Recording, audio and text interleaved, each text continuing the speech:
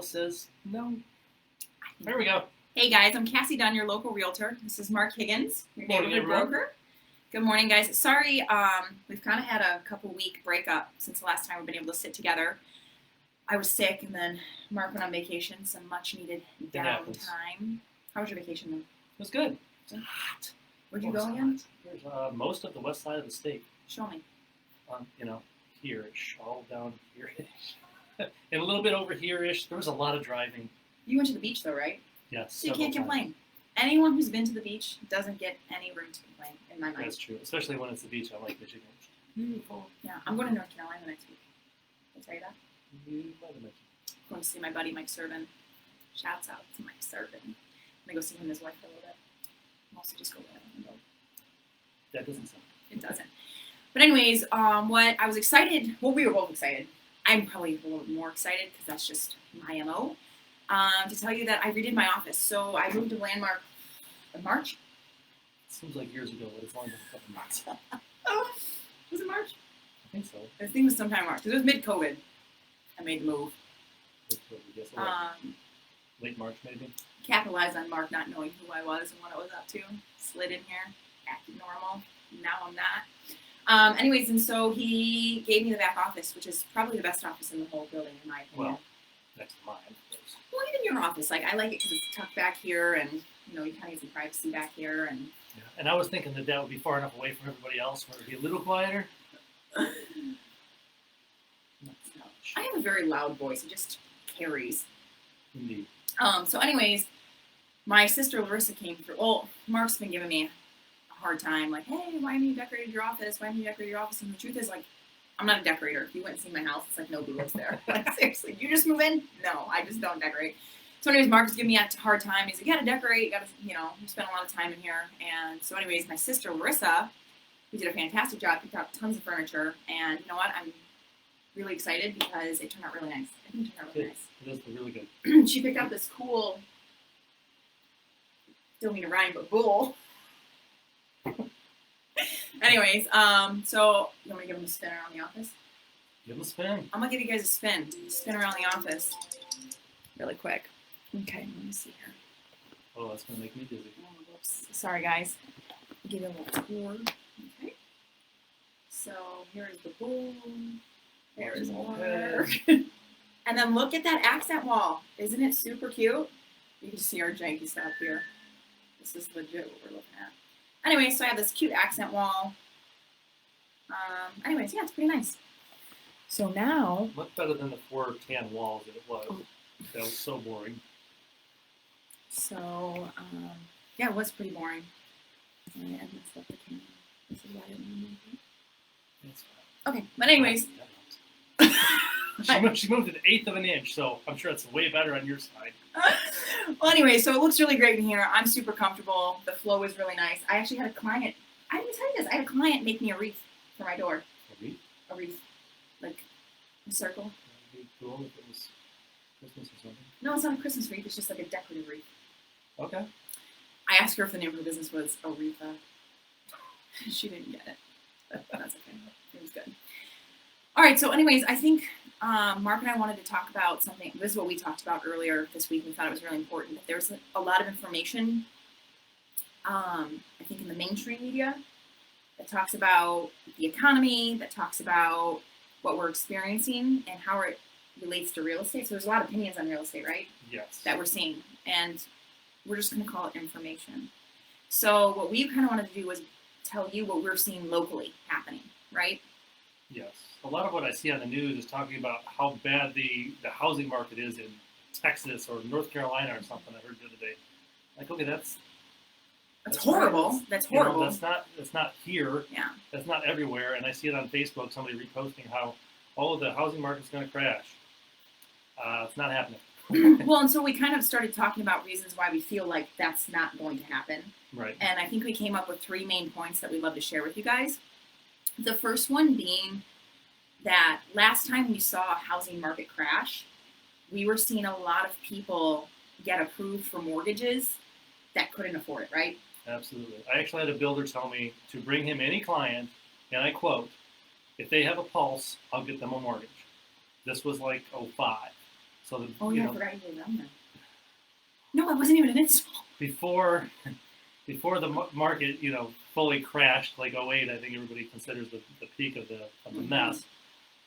But that's how But it you was were back seeing then. what they were saying. You were Yeah. seeing what lenders were saying. You were seeing who was getting loans. Did it ever like occur to you that these people should not be getting loans? When you Oh yes. That's why I got out of that business in '07, '06 or '07. I think I got my real estate. I switched sides, jumped out of one big mess and into another big mess.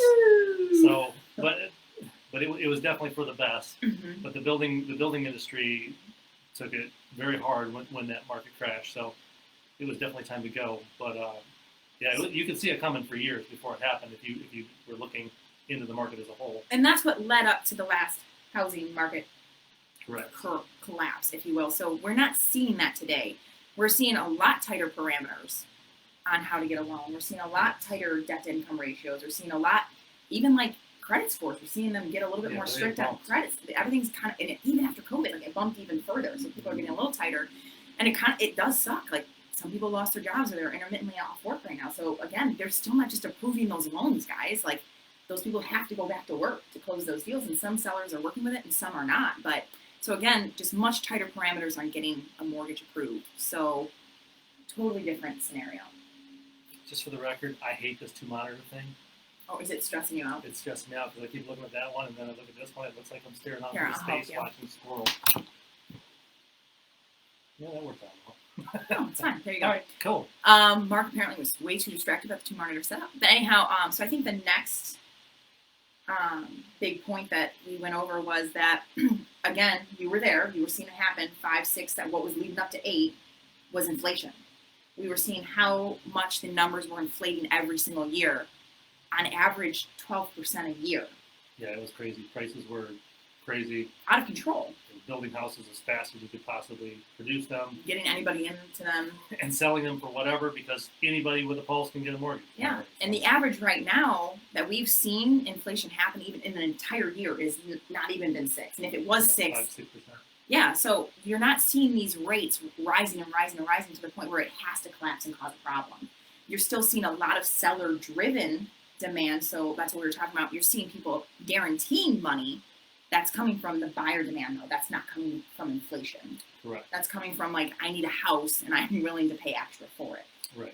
There's still more buyers than sellers out there, so that's obviously going to drive the market. It's still going to keep the market stable and going to drive prices up. Not at the pace that we saw in the past, but it's pushing things forward. Yeah, and it's not artificially keeping the market at a certain place. It's just it's a placeholder until these buyers get houses, right? Which I think leads us to the next point is unemployment is going to cause the housing market to crash, right? So again, the buyer demand. First of all, we put the pause. People are unemployed because they're trying to limit the exposure of people right now. So it's not because jobs aren't needed. Right. It's because it's artificial. Again, it's another artificial step in. So, I hear that all the time. Well, what's going to happen with all these unemployed people who can't get a mortgage now? So what were we seeing? Like about 8 buyers per one home that went for sale. So maybe now we only see 4 or 5 buyers for one home that went to sale. Right. We're still seeing a huge buyer-driven market. We still have so many people that need homes. What do you think, a 3-year build-up right now? Of buyers? Yeah. Ooh, I haven't even thought about that. It's Huh. usually you equate that the other way. Like what is the I know the inventory, right? right? So I haven't really thought about it the other way. So I don't know. But I mean, for the last 3 years, we've increasingly seen this buyer demand. I haven't seen Right, it go away. No, it's in all these people that are laid off right now. They're most likely are going to go back to work. Right back to Hopefully, work. all these people are going to go back to work. Their jobs are still there, just they can't do it right now because of the COVID stuff. But hopefully, these people are going to go back to work. That's going to increase the buyer pool even more. Again, it's going to go right back. So again, we might be hearing and seeing, and we don't have to keep belaboring the issue, but I think that we're seeing a lot of things on national news. We're seeing a lot of things about a lot of different places. But personally, here, we're just talking about just our businesses. So what do we have? Probably 100 clients right now together, like oh yeah. hundreds of people who are needing to buy and sell homes. It's not going away, guys. The market's not dropping out. Mark doesn't because he's grasped a hold of his life, but I'm still working 16-hour days to keep up. You know what I mean? Like, it's unreal. So I still like to have dinner at home instead of the office. I'm working on it. Also, my office is so nice. Who wouldn't want to have dinner I don't know, normal people. here? Right. Mark People who don't refuses to work put a 16 full hours a bathroom day. in here. I asked him if I get a shower and bathroom. He's like, no, go home. Exactly. Oh, Go home boy. once in a while. But anyways, I think that it's important for you guys to realize what's happening in our area, what's happening in our community. Houses are still going up. They're selling super fast. We're having multiple offers. We're having appraisal gap guarantees. We're even seeing people come in saying, here's an appraisal waiver. We're putting so much money down. We're not even going to do an appraisal. So that's happening too. I've had that happen a couple times in the last 3 months. Yeah, I got one this morning. You know how good that feels? Like, extra steps out. Everybody Yep. feels comfortable. Everybody knows we're getting to the closing table and everybody's moving on their way to their next step. So anyways, I think those were some really important points to go over this morning. I'm glad that we did that. I'm glad we had that conversation this week. And we're looking forward to being back again next week. Well, let's talk about our The poll. The poll. This poll is actually, I think, going to lead us to next week's discussion because we're kind of running out of time. Just think of that. Okay. At least you're on the same page. So we saw, in real estate, another thing that we talked about this last week was the different platforms people are using to watch real estate. Because, I mean, what's it now? Like, people are almost 2 years ahead of when they're really buying a home now because of how much of the information is available on the internet. And I feel like Zillow is my preferred platform if I'm not on the MLS. What's your preferred? I hate Zillow. I know you hate Zillow. I'm talking like I don't visually. like saying the Z word. We don't need to talk about that.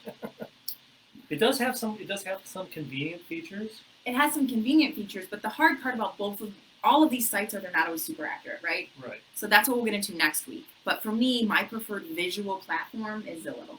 Like scrollability. Just easy just like to why use. do I use the iPhone? Because it's easy. Who knows? I like you Who use likes your iPhone? iPhone. I don't like it. Then change it. I'll smash it here. As soon as my contract's up, I will switch back to Samsung. We've had this conversation. But yeah, so 69% of the people who took the vote said the same thing I did. They liked Cool. 69%. But some people wrote and said they like Redfin. I don't ever use Redfin. Do you? Not very often. There's a rare occasion where somebody will send something or have a question and I can't find it anywhere else. What Like, is that? where did how'd they find that? So we'll have to Yeah, check do you want a job? How'd you find that house? it out.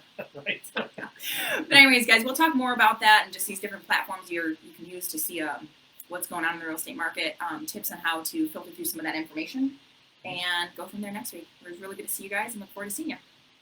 All right. Bye.